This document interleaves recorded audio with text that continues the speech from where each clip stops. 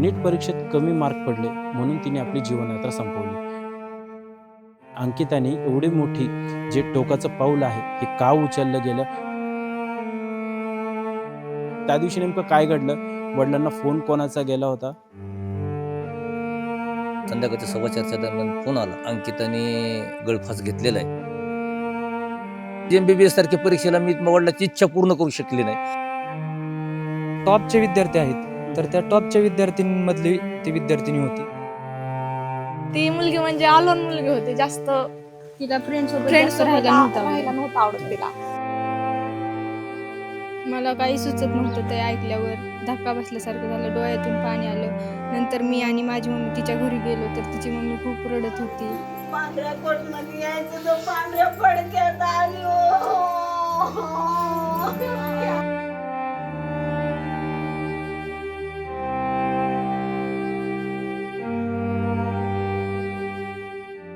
नीट परीक्षा पेपर फुटला. त्यानंतर खरं तर दिल्लीतील जंतर मंतरवरती मोठं आंदोलन झालं आणि त्या नीटच्या परीक्षेच्या पेपर फुटीनंतर अनेक विद्यार्थ्यांनी खरं तर एक मानसिक तणावाखाली गेले आणि अशीच एक घटना अहिल्यानगर जिल्ह्यातील कर्जत तालुक्यातील जलालपूर या ठिकाणी खरं तर घडलेली होती. या ठिकाणी 19 वर्षीय अंकिता सांगळे या 19 वर्षीय मुलीने नीट परीक्षेत कमी मार्क पडले म्हणून तिने आपली जीवनयात्रा संपवली. खरं तर आपण आता जलालपूरमध्ये आलेलो आहोत. या ठिकाणी बघू शकतो की ग्रामीण खेडेगाव खरं तर हे आहे आणि ह्या ठिकाणीच जी अंकिता सांगळे ती 19 वर्षीय मुलगी, तिने तर खरं तर एक डॉक्टर होण्याचं स्वप्न बघितलं होतं. मात्र ते डॉक्टर होण्याचं स्वप्न पूर्ण होण्यापूर्वीच तिने तिच्या आयुष्याची दोर कापलेली आहे. खरं तर आपण तिच्या घरी जाऊन तिच्या घरच्यांशी संवाद साधूया. नेमकं तिने शिक्षण कुठं घेतलं किंवा नेमकं तिचा हा प्रवास कसा होता. तिला डॉक्टर बनण्याची जिद्द जी होती मात्र ती अधुरीच राहिली आणि अंकिताने एवढी मोठी जे टोकाचं पाऊल आहे हे का उचललं गेलं, तर ह्या सगळ्या गोष्टी आपण खरं तर जाणून घेऊया. चला तर मग ज्या ठिकाणी खरं तर अंकिताने 1ली ते 4थीचं शिक्षण घेतलं. तिचं खरं तर शिक्षण या शाळेत झालेलं आहे 1ली ते 4थी. तिचं म्हणजे ती शिक्षणात कशी होती, हुशार किंवा ते नेमका तिच्या कुठला तिला छंद होता, कुठल्या गोष्टी तिला आवडायच्या, त्याबाबत खरं तर तिचे जे शिक्षक आहेत त्यांच्याशी आपण गप्पा मारूयात की अंकिताचं बिहेवियर कसं होतं, अंकिता शाळेमध्ये कशी होती, तर त्या जाणून घेण्यासाठी आपल्यासोबत सर आहेत. सर, खरं तर अंकिता सांगळेने ज्या पद्धतीने खरं तर एक टोकाचं पाऊल उचललं आणि एक चांगली हुशार विद्यार्थिनी होती असं सर्वजण सांगतात. खरं तर 1ली ते 4थीचं शिक्षण तिचं या शाळेमध्ये झालेलं आहात. तुम्ही देखील शाळेत होतात. तर एकंदरीत अंकिता शिक्षणामध्ये कशी होती किंवा तिचं बिहेवियर कसं होतं? आता 4थी म्हटलं खूप लहान आहे, मात्र एक जे मुलं लहानपणापासून घडतात, हुशार आहे नाही आहे हे एक सर्वात प्रथम खरं तर शिक्षकांना कळतं. तर तिचा एकंदरीत कसा स्वभाव होता किंवा ती शिक्षणात कशी होती? सर, म्हणजे 2015 साली मी या शाळेमध्ये जॉईन झालो आणि जॉईन झाल्यानंतर ती विद्यार्थिनी नुकतीच 2रीला आली होती आणि तिचे जे वर्ग शिक्षक आहेत ते रसाळ सर. तर रसाळ सर इयत्ता 1ली ते 4थीपर्यंत तिला शिकवायला होते. पण सर, इथला शाळेतला पट हा साधारण 150च्या आसपास असतो. त्यामुळे सर्व वर्गातल्या सर्व विद्यार्थ्यांबरोबर आमचा तसा परिचय चांगला असतो. म्हणजे कोणत्या वर्गातला साधारण विद्यार्थी कसा आहे, विद्यार्थिनी कशी आहे, म्हणजे आम्हाला आमच्या त्या गप्पांमधून, शिक्षकांच्या आमच्या बॉन्डिंगमधून आम्हाला ते समजतं. तर सर, ही जी अंकिताच्या बाबतीत जी सुरुवातीला जी घटना घडली ती अत्यंत दुर्दैवी अशी घटना आहे. तर त्या विद्यार्थिनीविषयी जर सांगायचं झालं सर, तर ते विद्यार्थी म्हणजे जी टॉपचे विद्यार्थी आहेत तर त्या टॉपच्या विद्यार्थ्यांमधली ती विद्यार्थिनी होती. तर माझ्याकडे आता तिचा 2017-18चा या ठिकाणी पूर्ण त्या विद्यार्थिनीचा सातत्यपूर्ण सर्वकष मूल्यमापनाच्या नोंदीचा तक्ता आहे. तर याच्यामध्ये सर सांगायचं झालं तर तुम्ही बघू शकताय ती विद्यार्थिनीचे प्रत्येक शेरे आहेत ते A1 A1 A1, म्हणजे ती विद्यार्थिनी एक A+ मधली विद्यार्थिनी होती. आणि तिच्या ज्या इथल्या नोंदी आहेत त्या नोंदी सुद्धा तुम्ही पाहू शकता. बघा, स्वतःहून प्रश्न विचारते, कोणतीही गोष्ट लक्षपूर्वक ऐकते, म्हणजे साधारण सर्वच ज्या नोंदी आहेत त्या नोंदी ह्या चांगल्या नोंदी आहेत. आणि विद्यार्थिनी म्हणजे एक टॉपची विद्यार्थिनी, टॉपमधल्या विद्यार्थिनीमधली ती विद्यार्थिनी होती. तर बरं खरं सर तुम्ही सर सांगितलं की ती एक टॉपची विद्यार्थिनी होती, अभ्यासामध्ये तिला चांगला रस होता सगळ्या गोष्टी. तर मला हे विचारायचं, ज्यावेळेस तुम्हाला समजलं अंकिताने इतकं टोकाचं पाऊल उचललं आहे, गळफास घेतला आहे, तर काय वाटलं? सर्वप्रथम मला तिच्या वर्ग शिक्षकांचाच रसा सरांचाच फोन आला आणि फोन आल्यानंतर मला त्यांनी सांगितल्यानंतर मला म्हणजे अतिशय वाईट वाटलं की जी विद्यार्थिनी आमच्याबरोबर म्हणजे 3 वर्ष माझ्याबरोबर ती रमली राहिली आणि तिचे जे फोटो होते म्हणजे वेगवेगळ्या कार्यक्रममध्ये मधले म्हणजे इथं वेगवेगळे इव्हेंट आम्ही घेतो ते इव्हेंटमधले एका कार्यक्रमात तर ती राधा होती राधा आणि कृष्ण यांची जी आम्ही इथं गोपाळ कालेच्या दरम्यान जी आम्ही मस्तपैकी एक असं हे घेत होतो तर त्याच्यामध्ये एक उत्तम प्रकारचं तिने त्याच्यात सहभाग नोंदवला म्हणजे प्रत्येक गोष्टीमध्ये तिचा सहभाग चांगल्या पद्धतीने असायचा. खरं तर आपण बघितलं की 2री ते 4थी जे तिचे शिक्षक होते त्यांनी सांगितलं की अंकिता ही खरं तर हुशार होती, स्वतःहून ती कुठल्याही कार्यक्रम असेल, कुठल्याही सांस्कृतिक कार्यक्रम असेल त्यामध्ये ती सहभाग नक्की घेत होती आणि प्रश्न विचारणं असेल म्हणजे सुरुवातीपासूनच हुशार असलेल्या अंकिताने खरं तर हा निर्णय घेतला. कुठंतरी एक जे तिचे शिक्षक आहेत त्यांना देखील वाईट वाटतंय, कारण अंकिताने असं हा पाऊल उचलायला नको होतं.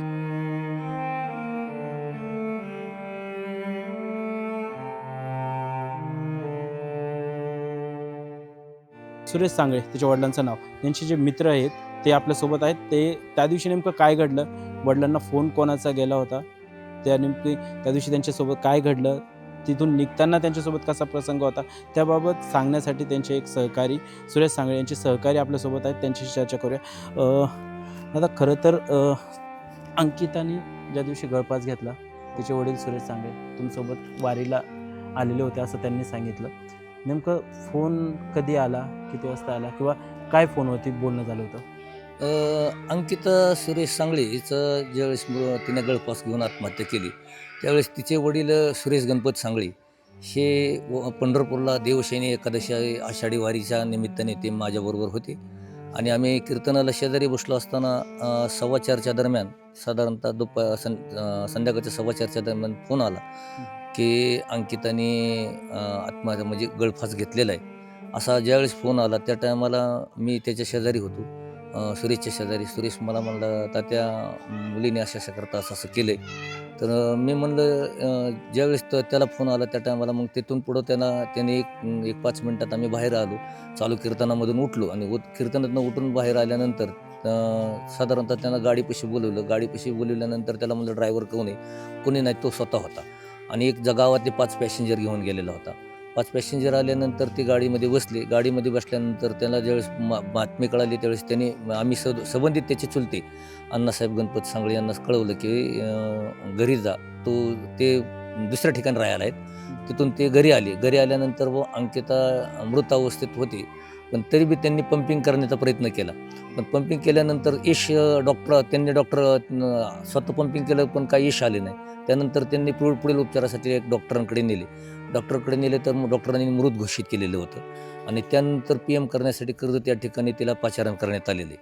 खऱ्या अर्थानं अंकिताचा जो मृत्यू झाला त्यामध्ये त्याने ज्यावेळेस 2025 नीट परीक्षा द्यायची ठरवली तिची एक इच्छा होती की मी डॉक्टर व्हावं.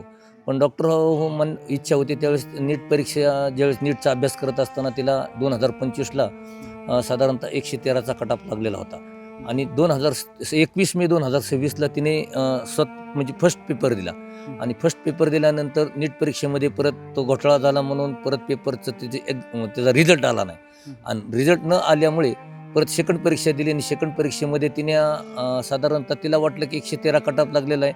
आता 166 मार्कचं तिने ज्यावेळेस ॲन्सर कीमध्ये पाहिलं त्यावेळेस 166 मार्क तिला पडलेले होते आणि मग ती तिच्या मम्मीला म्हणले की 166 म्हणल्यावर शक्यतो माझं म्हणजे देवाने गारानं ऐकलं, माझा नंबर लागेल असं तिला वाटलं आणि त्यानंतर 2 दिवसानंतर तो रिझल्ट आला, शासकीय रिझल्ट आला. त्याच्यामध्ये 177चा कट-ऑफ लागला आणि 177चा कट-ऑफ लागल्यानंतर ती साधारणतः दुपारी 11 वाजता साधारणतः तिने देशाचे शिक्षण मंत्री धर्मेंद्रजी प्रधान यांनी राजीनामा दिला. ती तिच्या मम्मीला बोलली की हो मम्मी किंवा धर्मेंद्र प्रधानचा राजीनामा झाला, पेपर फुटीमुळे बराचसा विषय गाजलेला होता, त्याच्या माध्यमातून तिचा राजीनामा त्या मंत्र्यांचा राजीनामा झाला. तिने तिच्या भावाला फोन केला आणि भावाला फोन करून सुद्धा कळवलं की बुवा त्यांचा प्रधानचा राजीनामा झालेला आहे, खूप सुंदर काम झालं असं तसं म्हणत तिने त्यानंतर ज्यावेळेस 177 मार्क पडले आणि तिला वाटलं की माझा आता MBBS सारख्या ठिकाणी नंबर लागू शकत नाही, तर म्हणून ती 166 आणि 177 हा जो डिफरन्स पडला गेला आणि ती तिच्या मनाला लागलं गेलं आणि म्हणून ती डिप्रेशनमध्ये जाऊन तिने आत्महत्याचा प्रयत्न केला. आणि आत्महत्या केल्यानंतर मग ती ह्या सगळ्या गोष्टी तिच्या आईला नंतर कळले. आईला स्वतः माहीत नव्हतं. शेजारी पाणी भरण्यासाठी आलेले होते, तर म्हणले जा अंकिताला उठव आणि बोर चालू करून घ्या. परंतु ज्यावेळेस अंकिताला बघायला गेल्यानंतर ती म्हणजे मृत अवस्थेत पाहिली गेली, गळफास घेतलेला पाहिला, त्यावेळेस आरडाओरड झाला आणि शेजाऱ्या पाजाऱ्यांनी त्यावेळेस तिला खाली काढलं गेलं आणि त्यानंतर तिला पुढील प्रोसेससाठी दवाखाना म्हणा किंवा पंपिंगसाठी म्हणा असा प्रयत्न करून तिला. पण ज्यावेळेस खरं अंकिता पेपर दिला, तिला रिझल्ट लागला, त्यानंतर समजा तुम्ही वारीला गेलेले होते, बरोबर? एक तिच्या अंकिताच्या वडिलांचे तुम्ही खास मित्र आहात, तर तुम्हाला कधी असं जाणवलं का की ती टेन्शनमध्ये दिसतीये, पेपरचं खूप तिला डिप्रेशनमध्ये आहे, काय होईल किंवा असं कधी वाटलं का ती असं एवढं टोकाचं पाऊल उचलं? नाही, अजिबात नाही. ते टोकाचं पाऊल उचलेलं असं कधीच वाटलं नाही. परंतु तिला काय वाटलं की बाबा म्हणजे मी माझ्या वडिलाची MBBS सारख्या परीक्षेला मी वडिलाची इच्छा पूर्ण करू शकली नाही, म्हणून ती डिप्रेशनमध्ये गेली. आणि आता तुम्ही तिला लहानपणापासून बघतायत, ती शाळेत याच रोडने तुमच्या घराच्या जवळच खरं त्यांचं घर आहे, तर एकंदरीत अंकिताचा स्वभाव कसा होता? म्हणजे असं टेन्शन वगैरे घेत होती, असं मित्रमैत्रिणींमध्ये कधी मिळत नव्हती, असं काही होतं का? अजिबात नाही. अंकिताचा स्वभाव इतका गोड होता आणि छान होता की ती इतकी सुंदर मध्ये सगळ्या मुलांच्यात हसून खेळून राहायची, सगळ्यांच्यात व्यवस्थित असे म्हणजे बागडायची, ही करायची आणि शाळेला इतकी टॉपर होती सर की तिचं इयत्ता पहिलीपासून मी 10वी पर्यंत शिक्षण याच गावामध्ये झालं. प्राथमिक झालं असेल किंवा माध्यमिक असेल, ती टॉपरची मुलगी होती. आणि तिचा भाऊ बी ते बी दोन्ही बी म्हणजे एक तर ते भाऊ आणि बहीण हे दोनच व्यक्ती इथं त्या परिवारामध्ये. आणि भावाचा सुद्धा म्हणजे चांगल्या क्वालिटीने BVC ला नंबर लागला परभणी या ठिकाणी. आणि त्यानंतर तिलाही वाटलं की भाऊ एक चुलत भाऊ नेव्हीमध्ये, सक्का भाऊ माझा BVC करतोय आणि एक महाराष्ट्रामधले 5 टॉप कॉलेज आहेत त्याच्यामध्ये माझ्या भावाचा नंबर लागला, मग मी बी MBBS ला का माझा नंबर लागू नये म्हणून ती म्हणजे प्रयत्न करीत होते. म्हणजे शालेय जीवनामध्ये इतके प्रयत्न केले की तिने विचारू नका. आणि इतकी टॉपमधली मुलगी, इतकी व्यवस्थित मुलगी, इतकी सुंदर हसून खेळून जायची. रस्त्याने माझ्या घरापासून रोज जाण्याचा तिचा मार्ग होता. आणि सकाळी 6:30ला म्हणजे 6:30ला ती घर सोडून जायची. ती श्रीवंदा या ठिकाणी साधारणतः तिचे क्लास असायचे, त्या ठिकाणी 6:30च्या बसने जायची, संध्याकाळी 5:30-6ला यायची. आल्यानंतर घरी व्यवस्थित असं तिला एक रूम होतं सेपरेट. त्या रूममध्ये तिला वडिलांनी परिस्थिती नसताना सुद्धा थोडंसं आमच्यासारख्या लोकांनी थोडंसं त्यांना मदत करून त्यांनी एक लॅपटॉप असेल किंवा इन्व्हर्टर असेल अशा सुविधा त्यासाठी त्यांनी उपलब्ध करून दिल्या. तिला सेपरेट रूममध्ये राहण्याची व्यवस्था केली, सेपरेट अभ्यास करण्याची व्यवस्था केली. पण खरं तर म्हणजे या शासनाच्या या चुकीच्या धोरणामुळे त्या मुलीला स्वतःचा जीव गमवावा लागला. आणि खऱ्या अर्थानं असं कोणावरही होऊ नये, शासनाने तरी अशा बाबतीमध्ये थोडंसं ज्या व्यक्तीने केलं असेल त्याच्या माझ्या एक प्रामाणिक मी गावचा नागरिक ह्या नात्याने आणि त्या परिवाराचा एक हितचिंतक या नात्याने सांगू इच्छितो की त्या माणसावरती कठोर कारवाई करण्यात यावी आणि इथून पुढं अशा सर्व विद्यार्थ्यांवरती अन्याय होऊ नये हीच या ठिकाणी प्रार्थना व्यक्त करतो. बरं, एक शेवटचा प्रश्न विचारतो मला की ज्या दिवशी घरून फोन आला की अंकिताने गळफास घेतला, आत्महत्या केली, त्याचे वडील तुमच्या जवळ होते, सोबत होते, आता गाडी चालवायला दुसरं कोणी नाही, एवढं लांब ते खरं गाडी चालवत आले, एक तुमचे जवळचे मित्र म्हणून कशा पद्धतीने त्यांचं सांत्वन असेल किंवा त्यांना धीर देण्याचं काम तुम्ही केलं किंवा आज ज्या प्रसंग त्यांच्यावरती उद्भवलेला आहे, तर एक मित्र म्हणून कसं तुम्ही त्यांच्या बाजूने उभे आहात किंवा कसं धीर देताय त्यांना? सर, ज्या टायमाला आम्हाला 4:15 वाजता अंकिताने घटना घडली, 4:30ला मला आणि सुरेशला फोन आला आणि मी त्याच्याजवळ होतो. ज्यावेळेस पंढरपूरच्या वारीमध्ये असताना तो 5 पॅसेंजर घेऊन गेलेला होता आणि येत असताना त्याला ड्रायव्हरसुद्धा नव्हता. मी त्याला असं बोललो की म्हणलं तुला गाडी चालवायला मी एक ड्रायव्हर देतो, तू साईडला बस आणि एक त्यातला पॅसेंजर कमी करतो आणि तू त्या पॅसेंजरला नंतर पाठवतो, तू गाडी घेऊन जा आणि एक ड्रायव्हर देतो. पण ते काय म्हणला की म्हणलं आता त्या अडचण येणार नाही म्हणला, मी मी म्हणजे खंबीर साथीने उभा राहून म्हणला ह्यांना घेऊन जातो आणि जरी काही झालं तरी म्हणला मला घरी गेल्याशिवाय मार्ग नाही, म्हणून मी स्वतः ड्रायव्हिंग करतो. तो तिथं हिथं आला. मी त्या ठिकाणाहून सगळे फॉलोअप घेतले की बाबा काय परिस्थिती काय नाही, वहिनींची काय परिस्थिती आहे, तिच्या आईची परिस्थिती. त्यांनी सांगितलं की बाबा माशाच्या म्हणजे जसा मासा तडपडतो अशी तिची आई म्हणजे इतक्या वेदनाक्षम झालेली आहे. आणि सगळ्या गोष्टीने मग त्यानंतर आम्ही सगळे गाव त्या अंकिताच्या परिवाराच्या पाठीशी म्हणजे ताकदीने उभा राहण्याचा निर्णय घेतला. आणि आम्ही एक शासनाला अशा प्रकारचे जे आपल्या जिल्ह्याचे खासदार आले होते, त्यानंतर विविध अशा प्रकारचे राजकीय या ठिकाणी पॉलिटिक्समधले सर्व पुढारी आले होते, त्यांना सुद्धा आम्ही विनंती केली की बाबा त्या परिवाराला आता कुठेतरी तुम्ही आर्थिक रूपाने होईना पण त्या परिवाराला थोडी मदत करण्याचं काम करा. आणि इथून पुढं तुम्ही त्या परिवाराला जे एखाद्या जर समजा त्याच्या परिवारामधलं असलं तर कुठेतरी त्याला नोकरीची संधी देण्याचे काम करा अशी या ठिकाणी विनंती केली.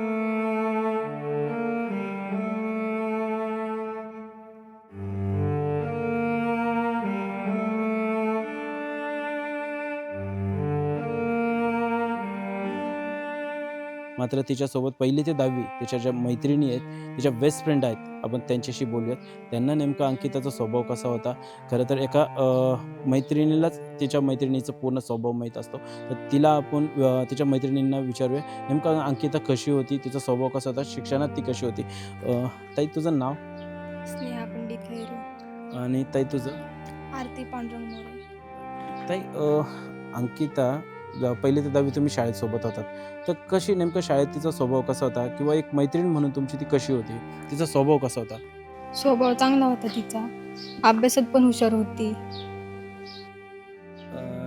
बरं, शाळेत तुम्ही दररोज सोबत जात होतात, तर कधी असं वाटलं का की अंकिता एवढी हुशार आहे तर मग पुढं जाऊन कधी असं पाऊल उचलल, एवढं तुम्ही सोबत राहिलात, तिचा अभ्यासात मन वगैरे होतं, तर मग मैत्रीमध्ये पण ती तेवढी तशी अशी प्रॉम्प्ट राहत होती का? हां, आम्हाला कधीच वाटलं नव्हतं ती असं करेल पुढे जाऊन. ताई तू सोबत होतीस तर अंकिताचा स्वभाव कसा होता नेमका? म्हणजे आता तुम्ही तर दररोज सोबत राहिला 1ली ते 10वी म्हणजे बेस्ट फ्रेंड झाला असाल, तर मग कसं स्वभाव होता तिचा? सगळ्यात पहिल्यांदा तर ती आमच्यामधून गेली याचं सगळ्यात जास्त दुःख होतंय. आणि वाटलं नव्हतं की ती स्वतःचा जीव देईन आणि ते पण ह्या कारणांमुळं. सगळ्यात पहिली गोष्ट म्हणजे ती खूप शांत स्वभावाची होती आणि पहिलीपासून ते माझ्यासोबत तर 12वीपर्यंत होती आणि वाटलं नाही की ती असा पाऊल घेईन. मला असं वाटतं की तिने तात्पुरता विचार केला. तिने तिच्या आईवडिलांचा विचार करायला पाहिजे होता आणि त्यातून आम्ही पहिलीपासून ते 12वीपर्यंत सोबत होतो. आमची भांडणं झाली ना तरी ती अशी समजून घेणारी मुलगी होती. पण अशी एकटी राहत होती किंवा एवढं मोठं डिसिजन घेतलं, अभ्यासात तुम्हाला तर माहिती आहे ती खूप चांगली होती, हुशार होती, तर कधी असं ह्या अगोदर वाटलं का की अंकिता टेन्शनमध्ये असती? आता तुम्ही कंटिन्यू सोबत होतात, तर 10वीला असेल त्यावेळेस तिने शाळेचं कधी असं टेन्शन घेतलं पेपरचं वगैरे? नाही, ती हसून खेळून असायची आमच्यासोबत. मग आता रिसेंटली तुम्ही असं ज्यावेळेस ते आता हे स्पर्धा परीक्षेचा अभ्यास म्हणजे नीटचा अभ्यास करत होते, कधी एवढं तिच्याकडे जाणं येणं भेटीगाठी कधी? एवढ्या 2 वर्षात तिचा आणि आमचा संपर्क जास्त करून ती झाला अभ्यासात नाही. जास्त लक्ष देत होती. तिला फ्रेंड सोबत बोलत नव्हती एवढी जास्त. फोन आता कॉल काहीच 12वीत नसायचा आमच्यासोबत. कॉन्टॅक्ट पण करीत नव्हती आमच्यासोबत. म्हणजे तिला नीटची क्लिअर झाल्यानंतर तिला आमच्यासोबत बोलायचं होतं. बरं. पण मग 10वी नंतर कधी भेटीगाठी घेतल्या किंवा बोलले वगैरे असं? माझ्यासोबत तर नाही, मी श्रीगोंद्याला गेले आणि ती शेडगावला होती तिच्यासोबत. माझ्यासोबत होती ती शेडगावला, पण तिचं बाहेरून ऍडमिशन असल्यामुळे ती कधीतरी यायची कॉलेजला, त्यामुळे जास्त एवढा संपर्क नसायचा तिच्यासोबत. बरं, ज्यावेळेस भेटीगाठी व्हायच्या मैत्रिणी म्हणून काय गप्पा व्हायच्या शिक्षणाच्या किंवा काय? जेव्हा भेटीगाठी व्हायच्या तर आम्ही एकामेकींना विचारायचो की बाबा तुझं स्वप्न काय आहे, तुला काय व्हायचंय. तर मग मी तिला विचारलं होतं की तुझं स्वप्न काय आहे, तर ती बोलली मला डॉक्टर व्हायचंय. तर मला सांगायची मी डॉक्टरचा मनापासून अभ्यास करते. तर मी तिला एक वेळेस विचारलं की तू डॉक्टर होशील तर आमचं जर उपचार करायचा असेल तर आमच्याकडनं पैसे घेशील का? तर ती बोलली नाही, तू आपली मैत्रीण आहे, तुझ्याकडनं कसं पैसे घेणार. म्हणजे ह्या गोष्टी आता सध्या खूप आठवतात. लहानपणापासून आम्ही एकत्र डबा खायचो, शेजारी शाळा असायची, आम्ही तिघी मैत्रीण म्हणजे खास मैत्रीण असायचो. डब्बा घ्यायला यायचं म्हटलं तरी तिघी सोबत असायची. ती आमच्या खूप क्लोज होती. पण एवढ्या 2 वर्षात तिचे आणि आमचा जास्त संपर्कच नाही झाला. आता तू बेंचवर तिच्या सोबत बसायची, काही असे एखादी तिची आठवण की जे तुला आवर्जून सांगावं वाटते, कारण आज तर खरं आता त्या या जगात नाही आहे. पहिली ते 10वी तुम्ही सोबत एका बेंचवर बसलेले आहात, एक बेस्ट फ्रेंड आज तुझ्या सोबत नाही आहे. तर अशी एखादी आठवण अंकिताची की जे तुला आवर्जून सांगावं वाटते? हां, म्हणजे आम्ही खूप मस्ती करायचो बसल्यावरती. आम्ही अभ्यास पण करायचो. आणखी त्याला कसली समजा अभ्यासाचं सोडून आणखी कुठला छंद होता? ते हॉबी किंवा कला म्हणजे पेंटिंग करणं किंवा गाणे ऐकणं, मूव्ही बघणं असं काही कधी सांगितलं? नाही. म्हणजे तिला असं काही नव्हतं वाटत, फक्त ती मूव्हीज बघायची जास्त. बरं मग आता एवढ्या ज्या दिवशी खरं तर अंकिताची घटना तुम्हाला कळली, आता तुम्ही हाकेच्या अंतरावर असलेलं घर वगैरे आहे, कधी जाणं येणं वगैरे होतं का ह्या घटना घडण्यापूर्वी, किंवा जसं तिने अभ्यास सुरू केला पण तुम्ही जाणं येणं कधी भेटीगाठी? जायचे तिच्याकडं. आता 1 महिना झाला असेल मी तिच्या घरी गेलते. त्यावेळेस तिच्या मम्मीने तिला बाहेर बोलवलं तर आली नाही ती. मी तिच्या खोलीत गेलते. मग असंच बोलत होती, ती अभ्यास करत होती. मग तिची ना नीटचा पेपर एक लीक झालता, तर त्यानंतर ती दुसरा नीटचा अभ्यास करत होती पुढच्या पेपरचा. तर 24 जूनला का कितीला पेपर होता तिचा, तर बोलली की मी चांगला अभ्यास करते, चांगला मार्क पाडेल, असं तसं बोलत होती. एवढं बोलून मग मी गेले घरी परत. बरं तू ज्यावेळेस तिच्याकडे 1 महिन्यापूर्वी घरी गेली, तिचं ते पूर्ण जे आम्ही तिच्या खोलीत गेलो ज्या ठिकाणी ती खरं तर दुर्दैवी घटना घडली, तिचं नेमकं कसं अभ्यासाचं काय गप्पा काय मारल्या, किंवा फक्त अभ्यासाविषयी बोलली की ती तुला असं टेन्शनमध्ये वगैरे वाटली ज्यावेळेस ती आज महिनाभरापूर्वी ती पेपरचा अभ्यास करत होती? काय गप्पा मारल्या, किंवा तुला असं तिच्या चेहऱ्यावरती असं वाटलं का अंकिता टेन्शनमध्ये असती म्हणून? नाही, एवढी टेन्शनमध्ये नव्हती ती. हसत बोलत होती माझ्यासोबत. म्हणजे ती फिश टँक आहे ना, ती पाणी बदलत होती फिश टँकचं. तर म्हणली मी आत्ताच अभ्यास करत होते, आत्ताच उठले म्हणली. मग 2च मिनटं बोललो आम्ही नाल्या. बरं बेस्ट फ्रेंड होते एवढ्या दिवसाची, कधी असं वाटलं नाही का ती आपल्याशी भेटत नाही? कधी तिच्याशी फोनवरती बोलल्यावरती अगं तू भेटत नाही आहे असं कधी चर्चा? तशी चर्चा झाली नाही. ती मुलगी म्हणजे अलोन मुलगी होती, जास्त तिला फ्रेंड फ्रेंड सोबत राहायला नव्हता राहायला आवडत. नव्हतं आवडत तिला. बरं आता दोघींना एक शेवटचा प्रश्न विचारतो. खरं तर अंकिता आता या जगात नाही, तुमची एक बेस्ट फ्रेंड तुम्ही खरं तर गमावलेली आहे. ज्या दिवशी तुम्हाला समजलं की अंकिताने असं टोकाचं पाऊल उचललं, एक मनामध्ये काय भावना वाटली? पहिल्यांदा मी घरात बसले होते, मम्मी म्हणली की तुझी मैत्रिणीने सुसाईड केली. तर मम्मीला म्हणलं गप, ती असं करू शकत नाही, म्हणजे एवढा कॉन्फिडन्स होता आमचा तिच्यावर. तर मम्मी म्हणली नाही नाही, तर मला विश्वासच नव्हता बसत. मग नंतर मी स्टेटस पाहिले की बाबा तिने खरंच हे केलंय. तर तिचं तसं कानावर पडल्यावर तिच्या सगळ्या आठवणी मला आठवायला लागल्या की बाबा आम्ही डब्बा खायचो सोबत, हे करायचो ते करायचो. पण असं वाटलं नव्हतं की ती सुसाईड करण. पण तिने खूप चुकीचं केलं. हे एवढं टोकाचं पाऊल नव्हतं घ्यायचं, असं माझं म्हणणं आहे. आता तू तर एका बेंचवर बसली, ज्यावेळेस तुला ही गोष्ट समजली की अंकिताने असं पाऊल उचललं, काय वाटलं एक मनामध्ये, काय भावना नेमकी? मला काही सुचत नव्हतं. ते ऐकल्यावर धक्का बसल्यासारखं झालं, डोळ्यातून पाणी आलं. नंतर मी आणि माझी मम्मी तिच्या घरी गेलो, तर तिची मम्मी खूप रडत होती. तिने घरच्यांचा विचार करायला पाहिजे होता. तिची मम्मी बोलली की ती पुढच्या नीटचा अभ्यास करायला बसली होती. ही सांगून ती गेली ती अभ्यास करायला, आणि तिच्या मम्मीचा 2 मिनिटात फोन आला तिच्या भावाचा. मग तिने केलं असं सुसाईड. खरं तर आपण बघितलं की तिच्या ज्या 1ली ते 10वीच्या मैत्रिणी आहेत, हसून खेळून असं पूर्ण असणारी अंकिता अभ्यासातही हुशार होती, मैत्रीही तिने खरं तर पूर्णपणे निभावली. मात्र जर अभ्यासाचं टेन्शन म्हटलं नीट परीक्षेचं, तर त्यामुळे कुठेतरी मैत्रीमध्ये बी देखील दुरावा तयार झाला होता. मैत्रिणीपासून बाजूला ज्यावेळेस नीट एक्झाम क्रॅक करेल त्यानंतरच मैत्रिणींची भेट घेईल असं खरं तर अंकिताने सांगितलं होतं. मात्र ती भेट ही कायमची अधुरीच राहिली.